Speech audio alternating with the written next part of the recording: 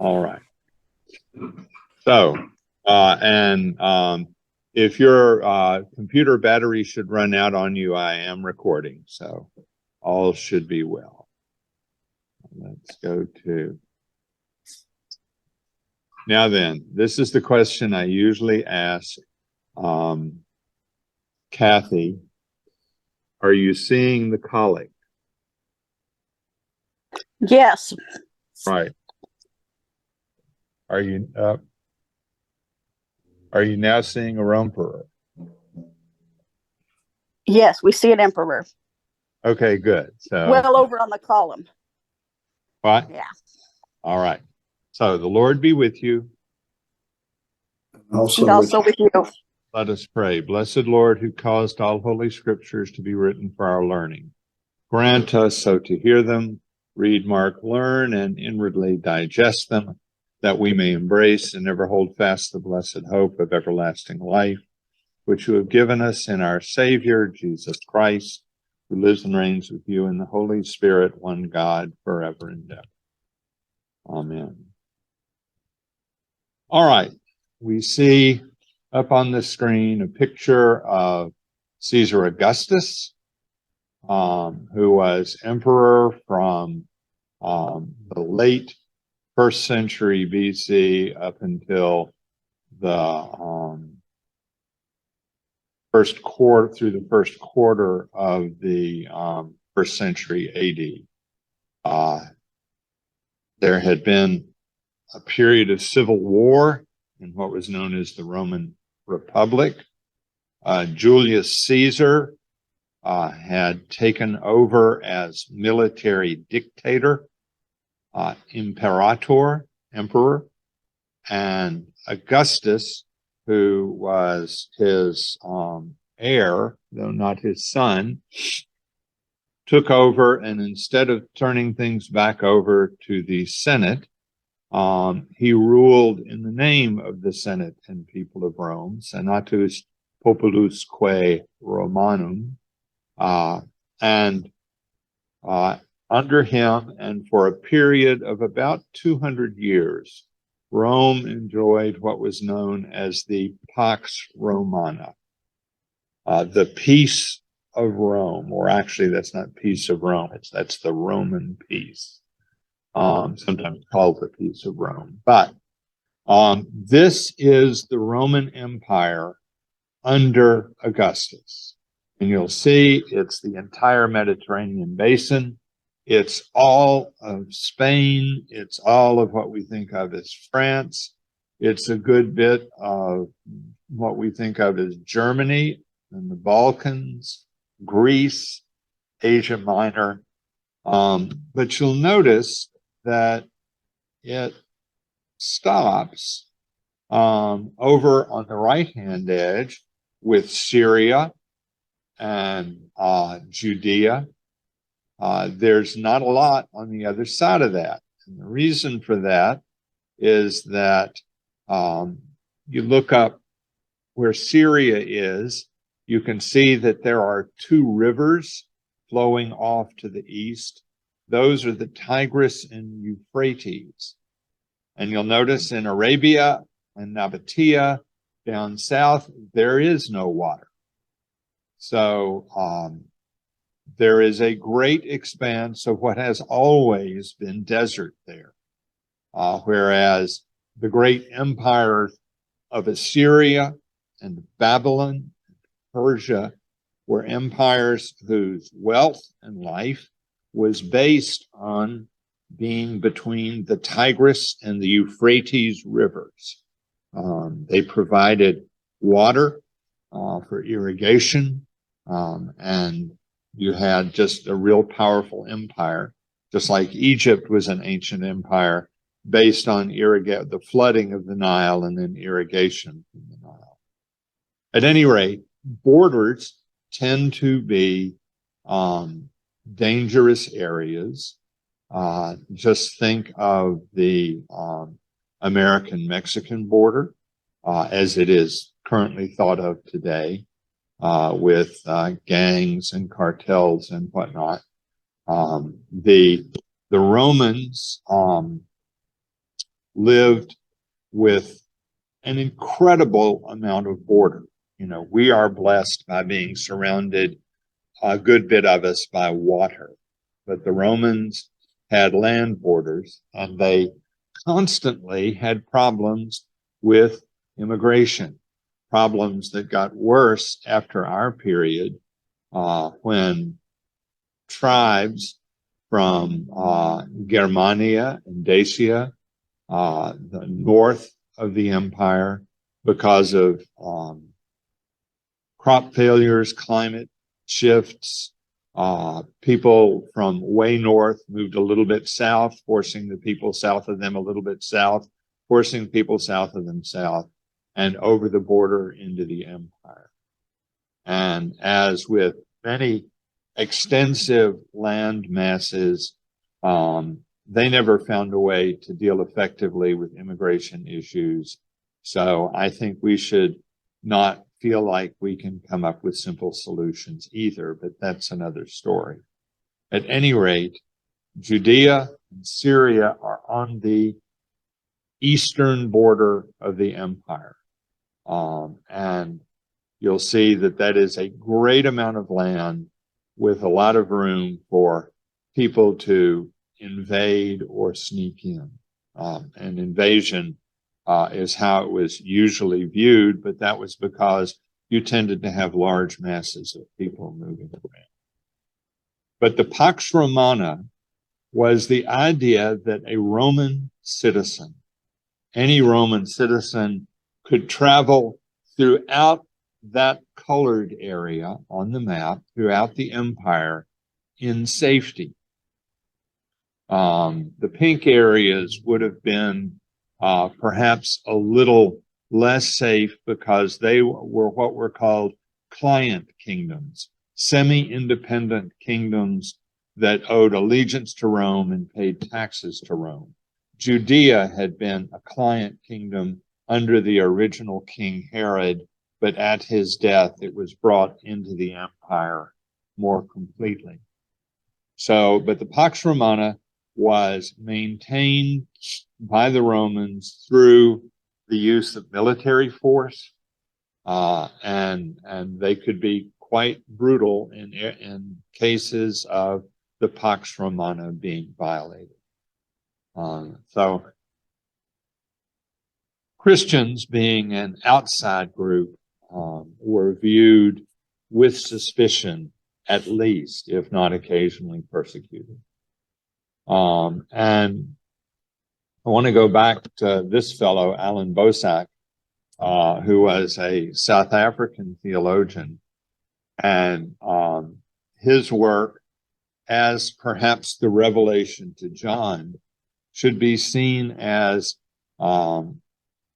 theology from below. And theology from below is the idea that rather than meditating on, thinking on, working from ideas of what God should be like and what we would like him to be like, is to work from your own experience.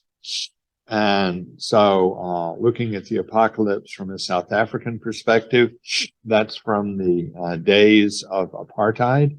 And you could, if you can remember back to what that was like, there was a real sense of doubt around the world as to whether a solution could be found. But that theology from below was looking at the experience of Christians living in discouragement and under oppression within their own land, working out of human experience and doing theology from that point of view.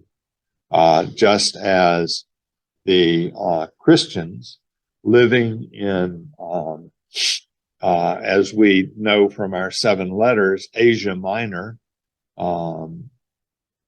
that area that's now Turkey, were living discouraged lives as outsiders. And so the apocalyptic theology is in many ways a theology from below.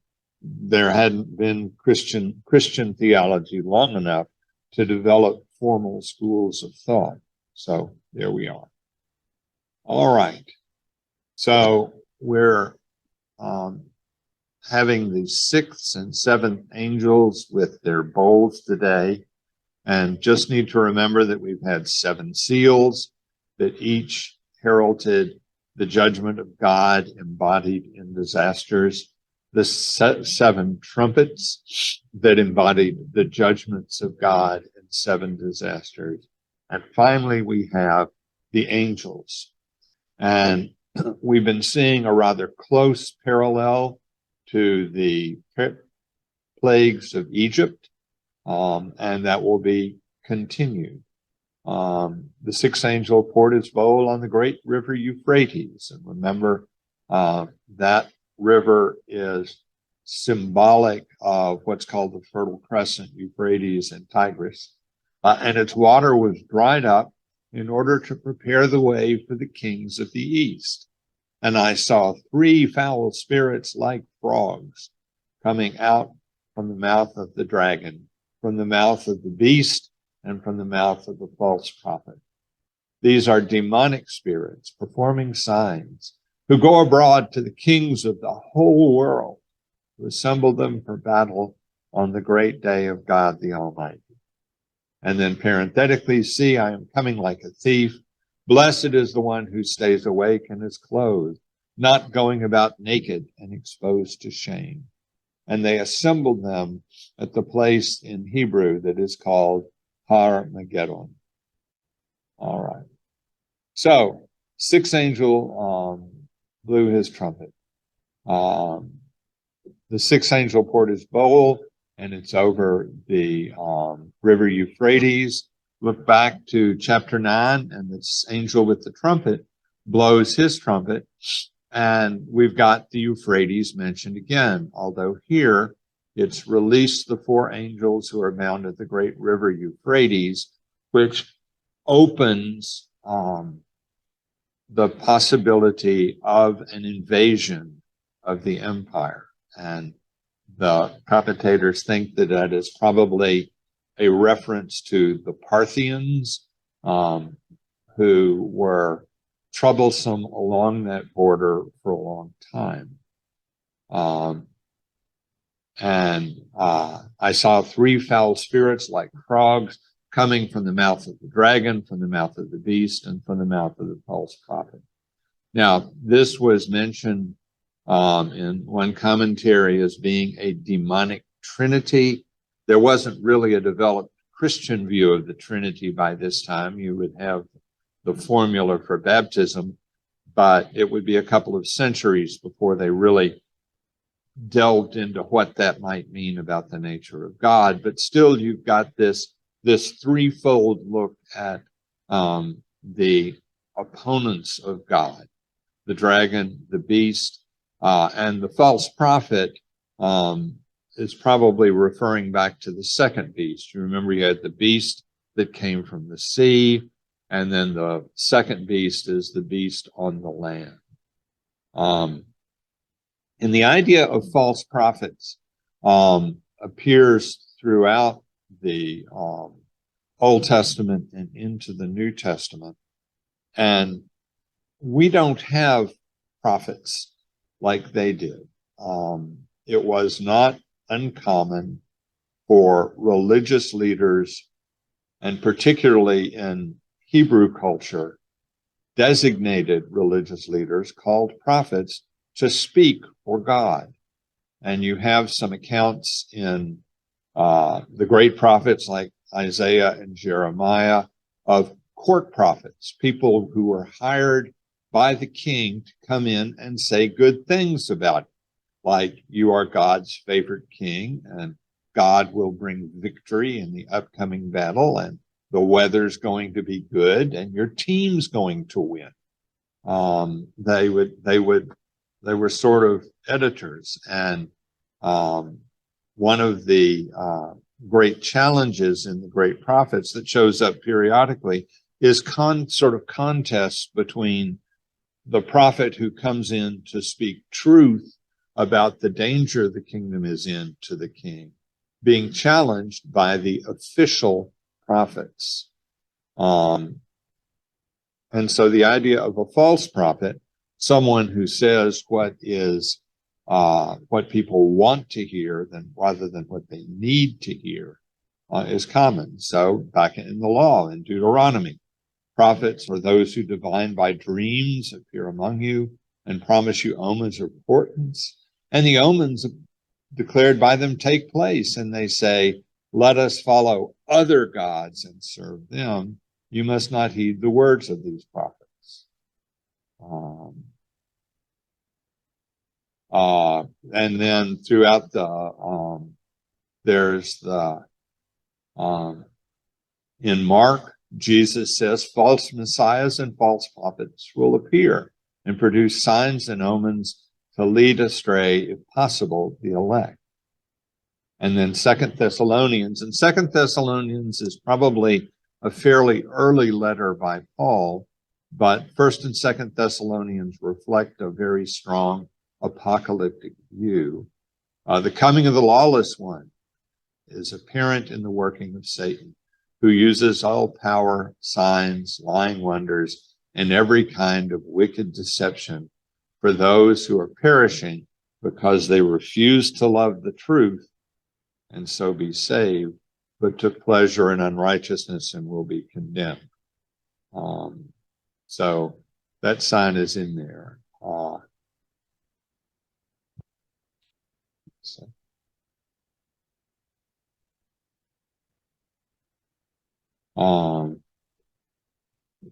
So let me skip down to this.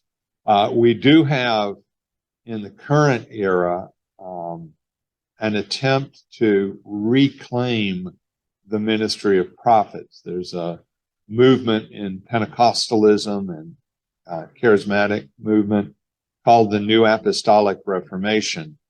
And they believe that they are reestablishing the biblical orders of apostles, prophets, pastors, teachers, and evangelists. And many of these people claim to speak directly for God. They are often strongly allied to particular political groups, and so their prophecies have to do with how God supports one political party or one political candidate over another.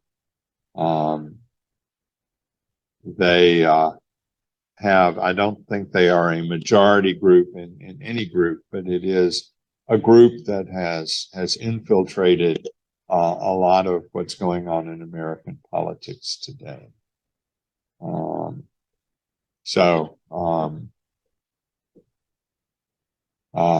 at any rate, I saw 3 foul spirits like frogs coming out. I didn't get the reference there, but frogs are one of the plagues of Egypt, where frogs emerge from the waters and they're in everything. Here, this version of the plague it's sort of symbolic that out of the mouth of the beast, out of the mouth of the dragon, out of the mouth of the false prophet are coming plagues. But they're demonic spirits.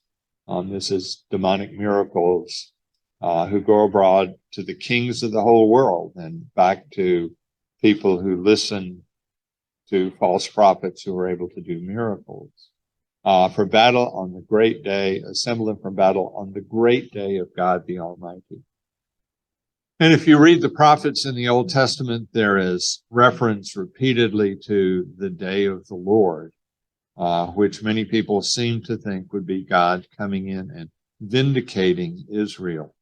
But as Joel says, truly the day of the Lord is great, terrible indeed. Who can endure it? It's a day of judgment.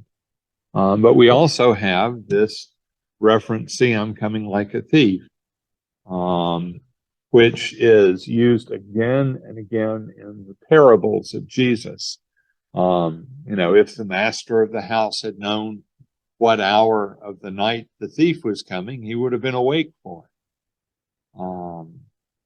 So, in contrast to a lot of what we see in modern apocalyptic thought, where people are saying again and again and again, this has happened, therefore the apocalypse is coming soon. We're repeating an idea that no, it's going to come as a surprise. Blessed is the one who stays awake. And again, this is a call, as we've had before, for faithfulness, to be awake, to be aware, and is clothed.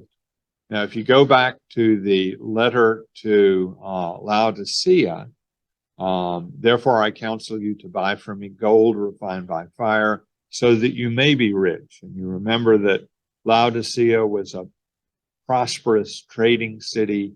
And in the letter, Jesus says, you think you're rich, but you're really poor.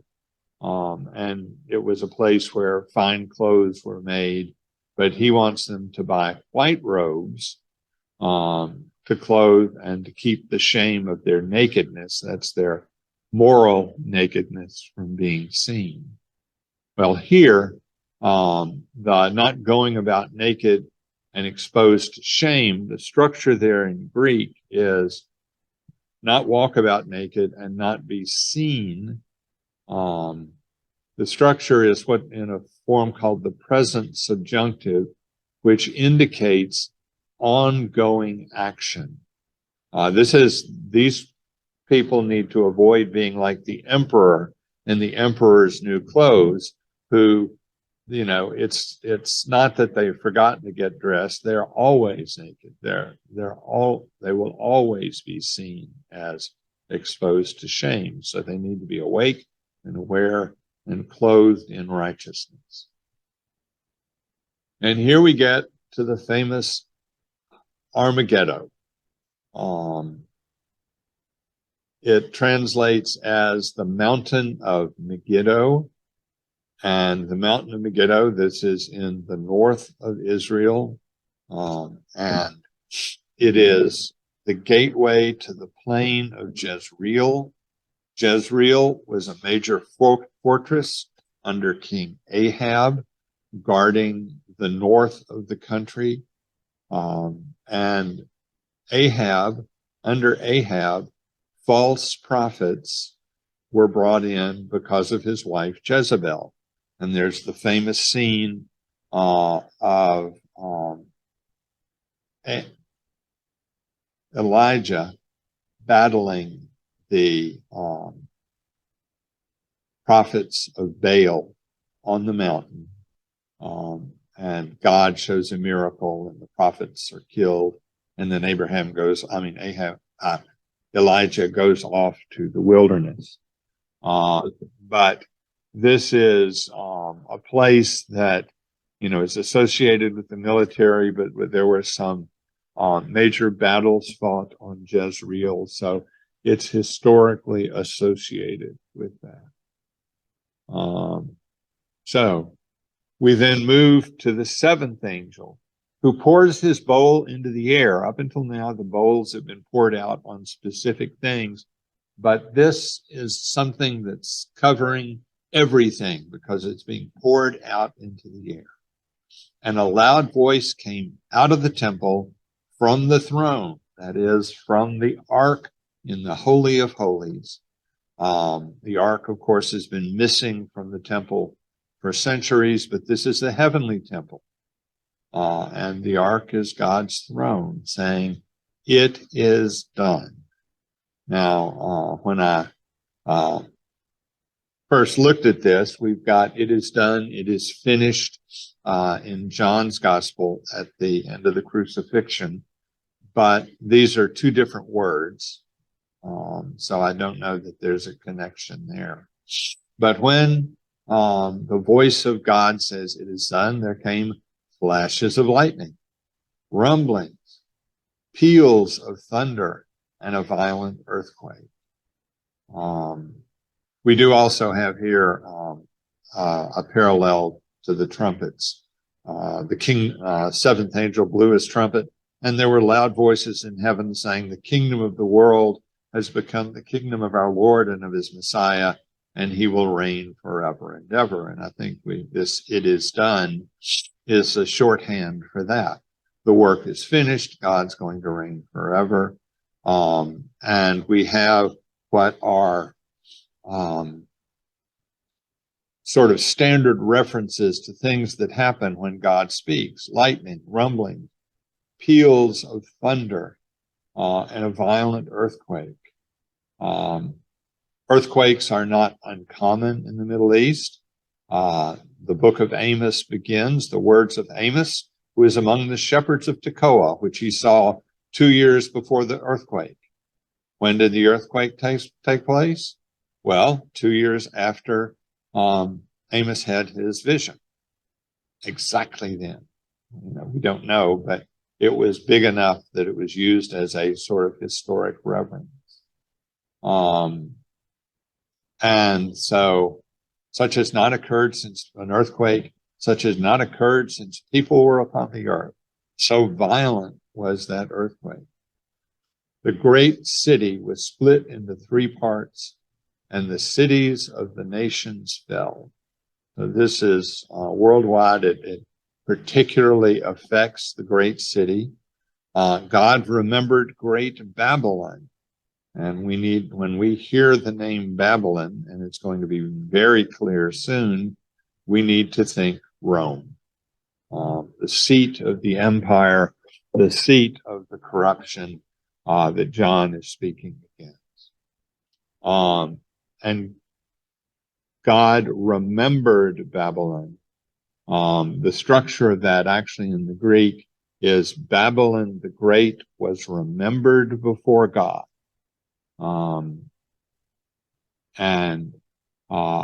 We have perhaps a reference here back to the souls of the righteous under the altar who are crying out for justice.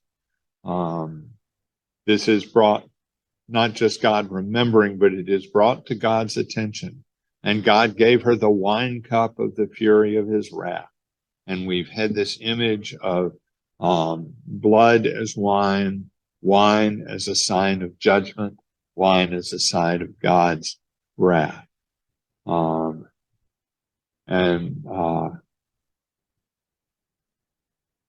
We have here then, every island fled away and no mountains were to be found. And that sounds pretty unusual. We have in the Assumption of Moses, which is an apocryphal work, God will go forth from his holy habitation. The earth shall tremble, to its confines shall it be shaken, and the high mountains shall be made low, and the hills shall be shaken and fall. Probably, again, a reference to an earthquake, but this is so big that it knocks all the hills down. But we can also go back to Isaiah 40, which is addressed to the exiles in Babylon. A voice cries out, in the wilderness, prepare the way of the Lord. Make straight in the desert a highway for our God. Every valley shall be lifted up, and every mountain and hill be made low. An even ground shall become level, and the rough places a plain. Then the glory of the Lord shall be revealed, and the people shall see it together, for the mouth of the Lord has spoken. This is variously interpreted as make everything level and straight so that God has a quick path to his people. But it is also a path through the desert to bring the people back from Babylon into their own.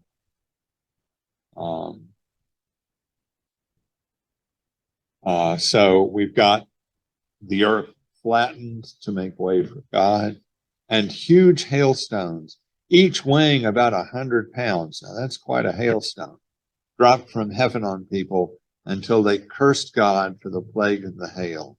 So fearful was the plague. And this is a reference again to the plagues of Egypt. Moses stretched out his staff toward heaven, and the Lord sent thunder and hail, and fire came down on the earth. So that fire coming down is lightning. So think of a big thunderstorm with hail. There was hail with fire flashing continually in the midst of it. Such heavy hail had never fallen in all the land of Egypt since it became a nation. So this is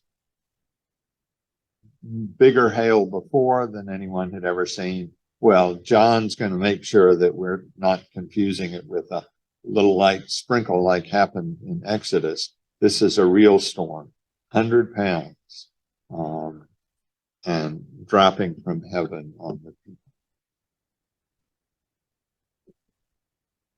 And so we have one of the seven angels who's had the seven bowls came, and angels are often interpreters. We've seen that before. Come, I will show you the judgment of the great whore, who is seated on many waters, with whom the kings of the earth committed fornication, and with the wine of whose fornication the inhabitants of the earth have become drunk. So he carried me away in the spirit to a wilderness, back in the wilderness. And I saw a woman sitting on a scarlet beast that was full of blasphemous names, and it had 7 heads and 10 horns. The woman was clothed in purple and scarlet and adorned with gold and jewels and pearls, holding in her hand a golden cup full of abominations and the impurities of her fornication. And on her forehead was written a name, a mystery, Babylon the Great, mother of whores and of earth's abominations. And I saw that the woman was drunk with the blood of the saints and the blood of the witnesses to Jesus. And I saw her, I was greatly amazed. Okay. So we're coming now to the final verdict, the last judgment, and it's a judgment on Babylon. And we'll see in the Old Testament that Babylon is just a symbol for everything, but also in Nahum, it's Nineveh that's the city that's referred to, but still the cities of the Fertile Crescent. Nineveh was the capital for the Assyrians, Babylon the capital for the Babylonians. City of bloodshed, utterly deceitful, full of booty. Horsemen charging, flashing swords, heaps of corpses, dead bodies. So violent, because of the countless debaucheries of the prostitute, gracefully alluring mistress of sorcery, who enslaves nations through her debaucheries and people through her sorcery. And remember that for the Hebrew people, and by extension for the church, prostitution and fornication often referred to idolatry. They are leaving their spouse God and running after other gods. And the kings of the earth have committed fornication with the wine of whose fornication the inhabitants of the earth have become drunk. These are people who have allied themselves with Rome. In doing that, you had to engage in worship of the Roman gods, particularly the embodied gods of the emperor and the empire. The embodied god of Rome. Rome was a deified city. There is some evidence that there was sacred prostitution involved in some of the religions of the Middle East. But I think looking more towards the faithlessness towards God. And the prophet Hosea's whole book is written around Hosea marrying a cultic prostitute. But that being seen as a symbol of Israel's faithlessness to God. We have the whole concept of what a prostitute has changed over 2,000 years. So we have all of these people being faithless, and now we're going to see the mystery revealed. I saw a woman sitting on a scarlet beast that was full of blasphemous names, and it had 7 heads and 10 horns. This is our old friend, the beast, that the woman is sitting on. And just for grins, these are 3 colors of cloth. The come from dyes that could be taken from seashells in the ancient world. When we speak of Romans wearing purple, the woman was clothed in purple. This is probably what we're talking about, Tyrian purple, and down below is scarlet. And there were laws in Rome that only allowed members of the upper class to wear these colors, sumptuary laws. And there were sumptuary laws throughout the world up until, a few centuries ago, where you had to dress according to your station in life and not be above yourself. But here is this woman. She's clothed in purple and scarlet, and there we have purple and scarlet, adorned with gold and jewels and pearls, holding in her hand a golden cup full of abominations and the impurities of her fornication. And on her forehead was written a name, a mystery, Babylon the Great. And nothing good ever comes out of the name Babylon. So the woman is in contrast to the woman clothed with the sun, who we've already seen, who gave birth to the male child, the church, who brings the Christ into the Christian community. But we're also going to see the church descending from heaven like a bride in chapter 19. And she is not clothed in purple and scarlet and adorned with all these jewels. She's clothed with fine linen, for the fine linen is the righteous deeds of the saints. And we have white linen throughout the book as a symbol of righteousness and a symbol of being a part of the saints. Babylon, in Jeremiah, it says, Babylon was a golden cup in the Lord's hand, making all the earth drunken. The nations drank of her wine, so the nations went mad. And what she's drinking is the blood of the saints and the blood of the witnesses to Jesus. This is the source of persecution, the source of faithlessness, the power.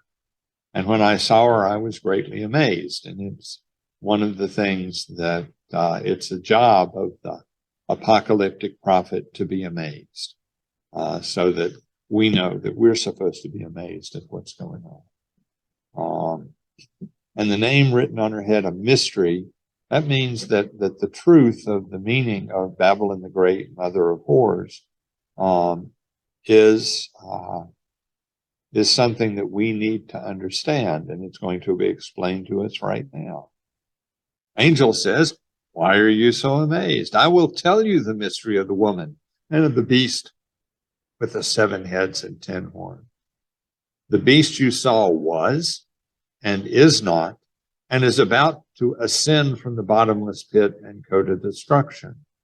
And if you go back to the beginning of the Revelation to John, Jesus speaks of himself as the one who is and who was and who is to come. But the beast was, it's not now, and it's about to go to destruction. This could be a reference to the sort of myth that developed that Nero was going to come back, or someone like Nero would be there to bring about a new persecution of the church. So the beast, which seems so powerful, the woman is reclining on. The inhabitants of the earth, whose names have not been written in the book of life from the foundation of the world, will be amazed. Don't you be amazed. They'll be amazed when they see the beast, because it was and is not and is to come. So it was, and then it wasn't, and then it's going to be. This calls for a mind that has wisdom. We get earlier on in the Gospels, let the reader understand, repeated. The 7 heads are 7 mountains on which the woman is seated. 7 mountains, or seven hills. And what is Rome famous for? Seven hills. It's, if we were looking at another Babylon and says it has the bridge, the Golden Gate, and she's crossing that bridge, we'd figure out San Francisco pretty quickly. Well, here are the seven hills of Rome. Also, they are seven kings. Now, there have been more than seven emperors, but seven is a number of completion, of whom five have fallen, one is living, and the other has not yet come, the eighth. And when he comes, he must remain only a little while. So we're seeing something that's going to happen fairly soon to Rome, to the empire. The beast that was and is not, it is an eighth. It also belongs to the seven, and it goes to destruction. So this is another emperor who's coming along. The 10 horns that you saw are 10 kings who have not yet received a kingdom. Probably client kings, people who live under the authority of Rome, but still with the title of kings. They're to receive authorities for a little while, an hour, together with the beast. And they yield their power and authority to the beast. So they give power to Rome. All of them will make war on the Lamb. They're persecuting the church. And the Lamb will conquer him, for he is the Lord of lords and King of kings. And those with him are called chosen and faithful. So just a lot of references to God of gods, Lord of lords, great God, God of gods, Lord of kings, King of kings, all sorts of references throughout the Old Testament, the Apocrypha, and into the New Testament. And he said to me, the waters that you saw where the whore is seated are peoples and multitudes and nations and languages. Didn't get the reference from Jeremiah there, but Jeremiah in one of the late chapters, I think it's 51, speaks of Babylon as being located along waters. Well, Rome's on the Tiber. It doesn't have quite the same effect as the Tigris and Euphrates. And so the waters become symbolic of peoples.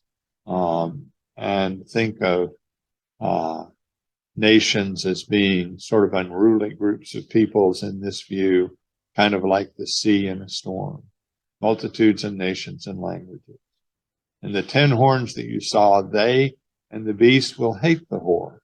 Now, there's no real satisfactory explanation for this, except perhaps that these client kings at some point will turn against Rome. They will make her desolate and naked. They will devour her flesh and burn her up with fire. The Bible is full of judgments on shaky alliances. So this not being based on faith is one that will fall apart. For God has put it into their hearts to carry out his purpose by agreeing to give their kingdom to the beast until the words of God will be fulfilled. The woman that you saw is the great city that rules over the kings of the earth. And it's like, he's just footnoting and saying Babylon, and then another word, which really means Rome. But also looking back to it, the idea that Rome's power is unsteady and will ultimately fall to God's judgment. And if you go back to the map of the Roman Empire, while the peace of Rome, in a certain sense, lasted for 200 years, empires are inherently unstable. because as they last, they need more and more military power to maintain themselves. And because the Roman Empire was spread out longwise from east to west, I sometimes say that North Carolina is laid out the wrong way, because if you're going from Wilmington to Asheville, or to Tennessee, it takes forever just to get out of the state. Well, communication in the Roman Empire was limited. Eventually, under Constantine, it was divided between one capital in Asia Minor and one in Rome. The one in Rome was moved up to Milan later to make the seat of empire in the West, closer to the dangerous borders so they could keep an eye on it. But they inherently unstable and inevitably fall apart. So that's what we have for this week.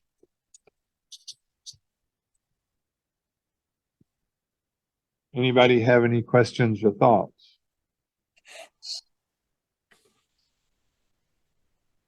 All right.